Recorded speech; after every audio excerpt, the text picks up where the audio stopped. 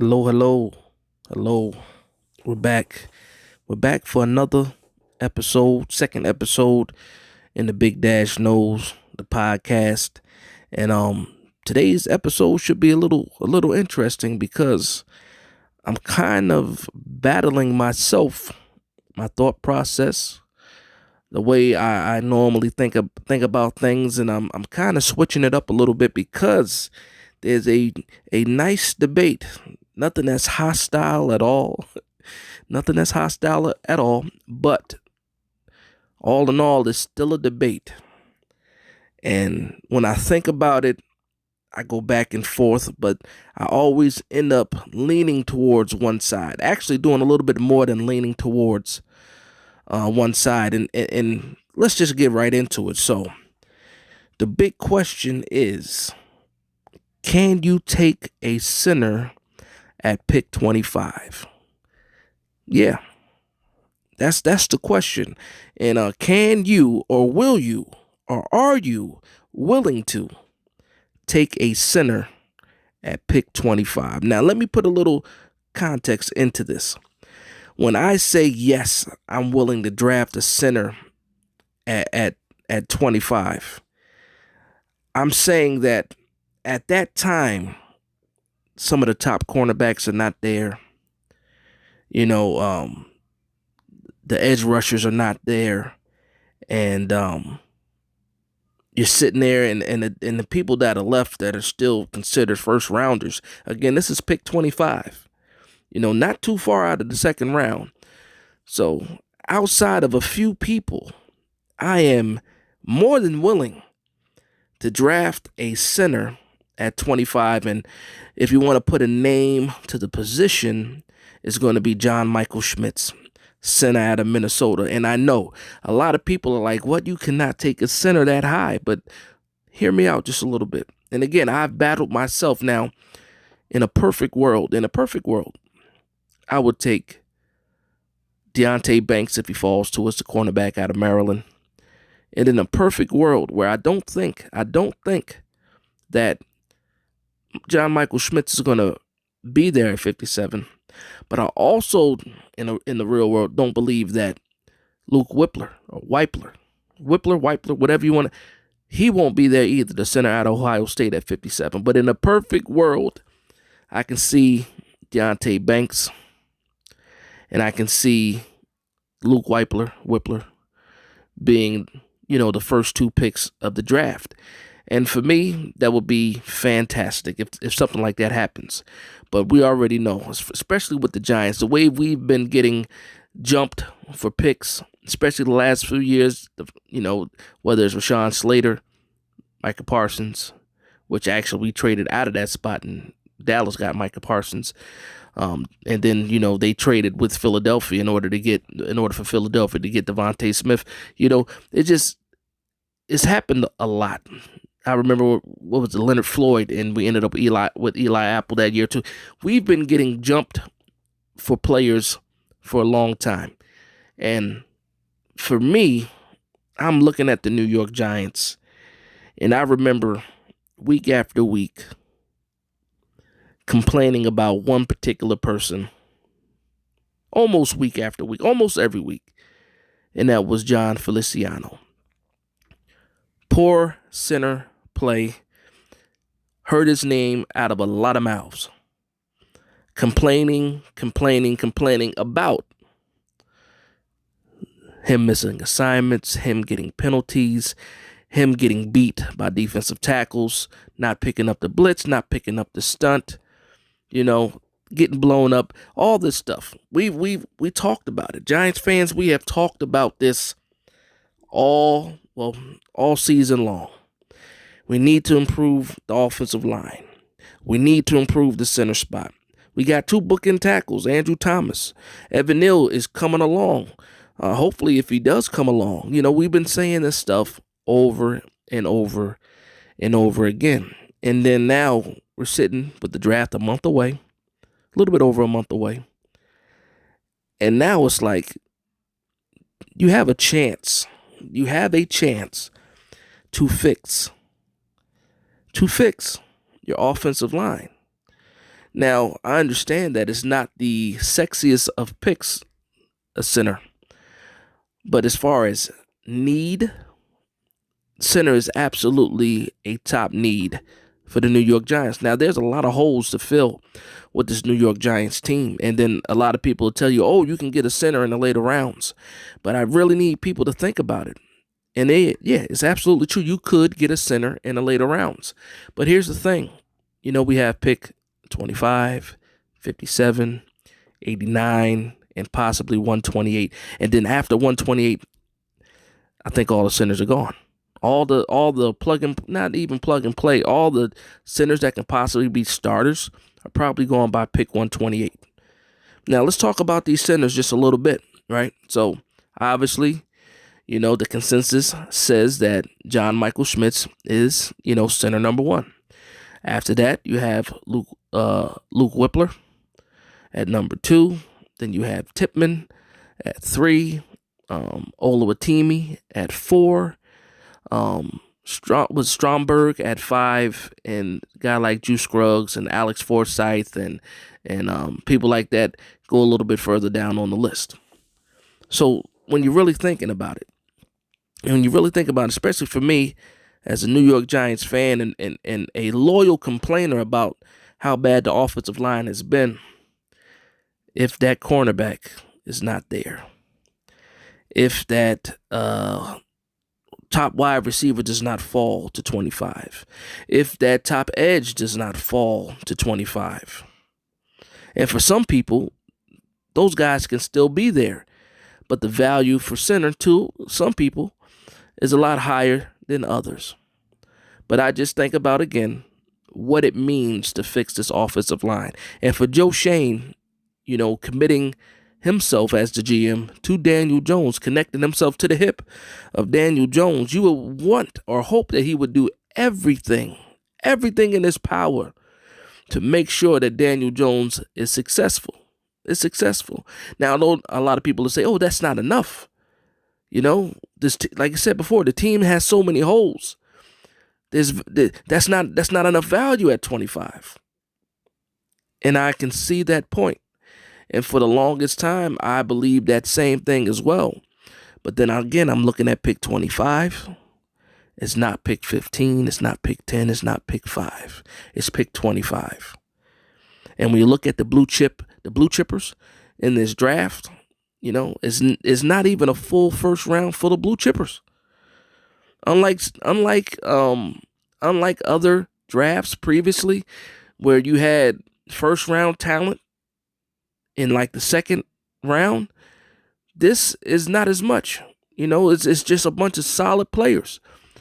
All the real stars of this draft, barring anything crazy happening, are probably gone by like pick 11, the bona fide ones. Now, some of these quarterbacks are not bona fide, but quarterbacks are quarterback, and if it's positional value, they're going to push some guys back. You might see Quentin Johnston fall. He's considered the top wide receiver in the draft. You might see Jalen Carter fall, and that could be more of the off-the-field issues that happened. But there's guys that might fall. The edge from Clemson, Murphy. There's guys that might fall there. Kalijah Cansey, Jordan Addison, Jackson Smith and Jigba. But to fall out of the top 10 and to fall out of the top 15, that's one thing. But to fall out of the top 20, now we're just looking at hope for the most part. We're looking at hope. We're looking at hope, and we're putting our hands together, and we're praying that one of these guys actually do not get picked at 25. And I'm talking about the top corners, the 4 top cornerbacks, the top 3 wide receivers, or Nolan Smith, because that's the only guy that I think at edge rusher that drops to 25 that you pretty much pick him over anybody else, or any other edge rusher. So again, I'm sitting here and I'm thinking about, again, I can't stop thinking about the one thing that a lot of people have complained about the most, and that's the offensive line. And you have a chance, because I do believe, and some people have, for John Michael Schmitz, some people have the range of him getting picked. It's such a wide range too, as early as like 18, and as far back as the low 40s. That's a wide range for a particular person or a particular player. Now, here's my thing, because, if you look at history, once a position has been taken off of the board, in some cases it tends to be a run on that position because it's slim and all the needy teams are looking for that positional value or that position of need. And I think that depending on where John Michael Schmitz lands, if he lands at 25, perfect. But if he lands at anywhere, before 25, I bet you that we'll probably see two centers out of that first round. That's a realistic thing that could happen because the value on Luke Whippler is very high as well. And in some cases, they have Luke Whippler over John Michael Schmitz. Now, I don't. I think both have very good value. Both of them are plug-and-play centers. I do value John Michael Schmitz a little bit more because of his flawless technique. 5 years playing. Well, not 5 years playing, but all those years playing just one position, and that's center. He's been a center all his life. And you take that stuff into consideration when you're so close to picking between, two different players. And then after that, again, you have Tippmann. Now, Tippmann is a 6'6" center. The first thing I think about with a 6'6" center is leverage. Can he get leverage on every play? It's a tall guy to try to get down and get leverage, especially against these defensive tackles. Now, I don't worry about Tippmann, getting to the next level, to the linebacker, but I think about the initial push from that defensive tackle or that nose guard that he might have to face depending on who he's playing for and who they're going against. Now, a little bit after Tippmann, you have Oluwatimi out of Michigan, and I'm high on Oluwatimi. But again, I look at our picks, 25, 57, 89, 128. Even if you do not take John Michael Schmitz at 25, and you miss out on Luke Whippler at 57, now you're at pick 89. And when I think about pick 89, I think about one of the deepest positions in this draft, and that's the wide receivers, and how much value is there for the wide receivers between round 2, 3, and 4. And then you have a drop off on the wide receivers after that as well. So do I go ahead and pick my center early or reach a little bit early when it's not that much of a reach? Or do I go ahead and reach on the center at pick 89 if I'm trying to get Oluwatimi, or pick 128, which I don't think Oluwatimi would be there, but then I'm reaching for Stromberg. And then those quality picks at wide receiver are now gone because my next option after that is pick 160. And at that point, you might get one of those wide receivers that are later in, but still good, a wide receiver 3 type. You can still get one of those guys later, but it's not going to be a pick from that same crop in that second, third, or fourth round. So for me, just for me, and I know some other people might agree. I know I've been in some Twitter spaces.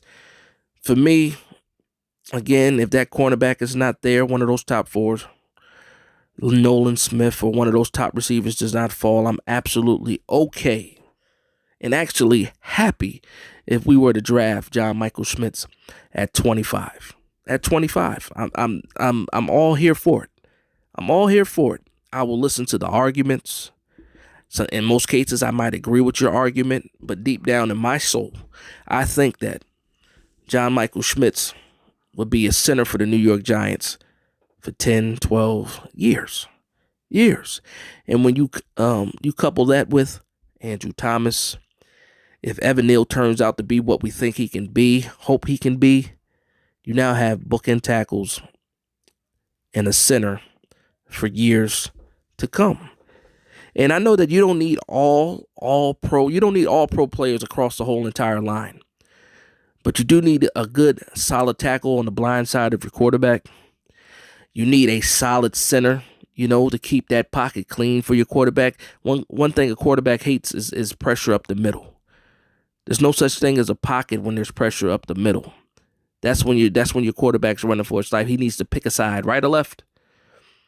Cuts his field back in half, or cuts his targets in half, depending on the concept. And now you're stuck. I'd rather have that solid anchor at center than a possible additional luxury at a position, not necessarily that's full, but at a position that, the need is not as high. It's not as high. Now let's discuss this best player available and why it's so important. And then how come I think that the Giants can't even consider it to a certain extent. When you're picking best player available, to me, you're saying that, my team is pretty much ready to go, and we're just going to pick the best player available, and where they fit, because we're already a good team, and we're just adding solid players into the mix. And that's fine and dandy. That's where you hope to be. That's where I want this franchise to be, where they can just go into the draft, into the offseason, and say, yeah, you know what, we're just going to pick the best player available, because right now, down the line, our roster is pretty set. Not a lot of holes here. So we have a chance to pick that blue chipper or to pick that best player available. But when I look at the Giants and I look at all the holes that the Giants have, the center position is right up there. It's right up there with the cornerback. It's right up there with a wide receiver one. It's right up there with another safety. It's right up there with another inside linebacker. And for the most, it trumps a lot of these positions. Now, that's best player available. But then also, positional value is the main argument that everybody has. Positional value. And the center is just not valued as much as, fill in the blank there. Kind of like how running backs aren't valued the same. But they're also very, very important to your game plan. Like running backs aren't valued. But in order to win games, you got to be able to run the ball and stop the run, right? Right? Successful teams can do that. I mean, outside of Kansas City, where you have a monster at your quarterback, even they needed some success running the ball. Pacheco played a big role in that Super Bowl. You got to be able to run the ball. We have one of the best backs in football, in Saquon Barkley. And there were some games last year where he couldn't even get started because the line could not hold up. So it's not just about Daniel Jones having time in the pocket to find open receivers. It's not just about receivers being able to get separation early. It's not just about that. It's about opening up those lanes for Saquon Barkley, because everybody, well, I can't say everybody, but a lot of people wanted Saquon Barkley back. They saw what he did this season. He's still asking for a lot of money. We re-signed Daniel Jones, and people are saying, hey, how are you going to get rid of, Daniel Jones's most important weapon in Saquon Barkley? And here's the thing. You're absolutely right. But these guys, the wide receivers, the running backs, they don't mean a thing if you can't protect your quarterback. They don't mean a thing if you can't run the ball consistently. And that's just something that the Giants had problems with this year. I think about that Carolina game early, how the Carolina defensive line was playing the gaps, shutting everything down. We had to make some second half adjustments, and a lot of that game was won on Daniel Jones scrambling a bit. It's real when you think about a couple of different games, man, where they were slowing down Saquon Barkley. I don't have the stats in front of me, but there were a lot of games where Saquon Barkley was slowed down. And if you did have one of these dominant offensive lines, it doesn't matter what that defense does. You have a dominant offensive line, you're going to move the ball. If it's 3rd and 2, you know pretty much that you're going to get those 2 yards. That's the kind of, domination I need from this offensive line. That's the kind of offensive line we've been waiting for so long. Since Eli Manning was here, we've been begging for an offensive line to be fixed. Dave Gettleman gets hired. He's talking about hog mollies, and everybody he brought in here, for the most part, outside of outside of Andrew Thomas was almost a bust when you think about it. Jerry Reese, prior to that, all those guys couldn't get it together, couldn't put everything together. Now, we had some solid picks. Justin Pugh was good. He was solid. Couldn't get it done. Weston Richburg was good, solid. Couldn't get anything done. Eric Flowers was awful at tackle. He went somewhere else. They moved him in as guard, and he had a pretty good career after that. Played in Washington, played in Miami. Was a pretty good guard. And now we're sitting here in 2023 with a chance to fix this offensive line. And we're going back and forth with each other just thinking about, you know what? And at the end of the day, who knows what Joe Schoen is going to do? Who knows how he sees this positional value? He could see it absolutely different from everybody else. But to me, as a fan for so long, I'm thinking about this offensive line and what it would mean if you were to solidify it. Think about the trenches. Think about the other teams in your division. Think about the Philadelphia Eagles, the Dallas Cowboys, the Washington Redskins, those defensive fronts. Think about those games last year and what we had to deal with. Not being able to do not being able to do anything at all against Philadelphia.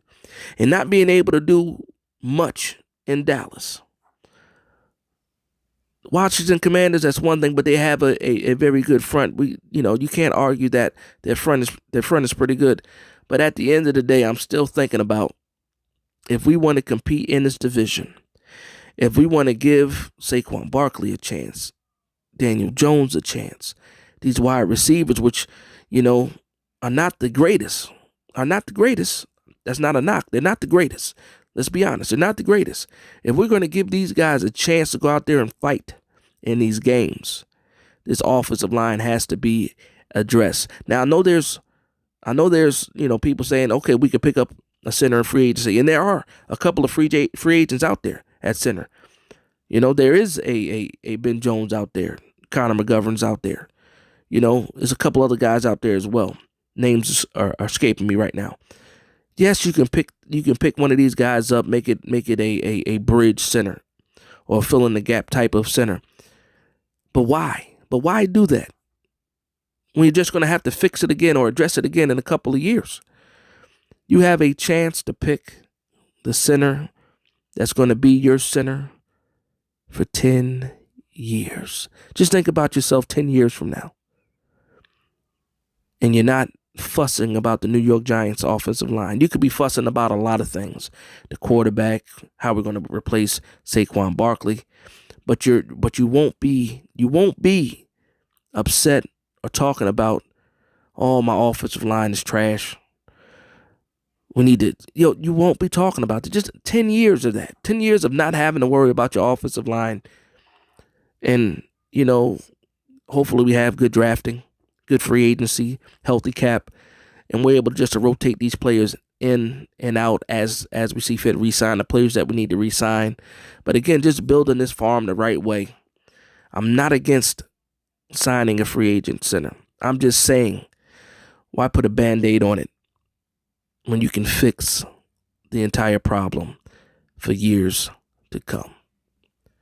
And I'm going to wrap it up there, man. This is just another episode of the Big Dash Knows, the podcast. I want to thank you guys for listening in. If you're listening on YouTube, please like, comment, and subscribe. Share this. If you're listening on, your favorite podcast platform, go ahead and give me a thumbs up. Give me a like and share it. However they rate those things, I still haven't figured it all out yet. But again, I just want to thank you guys for vibing with me. Please like, comment, and subscribe. And from one Giants fan to another, this is Big Dash Knows, Big Blue Nation. Let's go.